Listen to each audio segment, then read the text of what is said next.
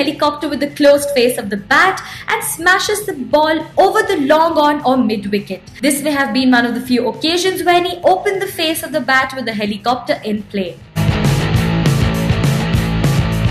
CSK needed to beat Kings 11 Punjab in their last league game of IPL 2010 to qualify for the semi-finals. Dhoni picked 4 off the first ball from Irfan Pathan and then took 2 more. Smashed one from outside the off stump and sent it over long on. The next ball disappeared into the stands and Dhoni exulted in anger. On a small ground in Christchurch, Grant Elliott made the error of overpitching. Dhoni smashed it over long on and into the stands. What made his shot remarkable was his head position after impact. In the slog overs, when Rohit and Dhoni made merry smashing the bowlers to all parts, James Faulkner bowled 1 full. Dhoni unleashed the helicopter and sent it on the roof of the M. Chinnaswamy Stadium, Bangalore.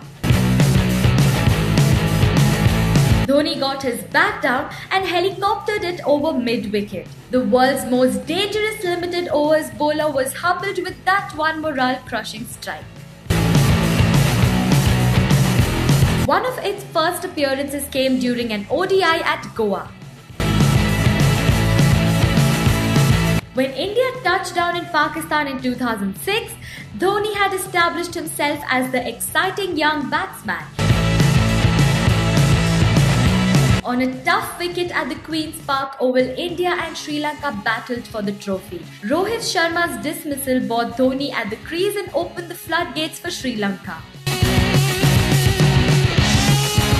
With 12 needed of 4, summoning the collective power of all his hits to clear the long straight boundaries at the Adel Oval, the ball sailed 112 meters. He went on to play one of his greatest knocks and made the task look comfortable. His innings of 91 off 79 balls will always have its place in history. He took off his helmet to blow a kiss off to the actress, who responded with a standing ovation.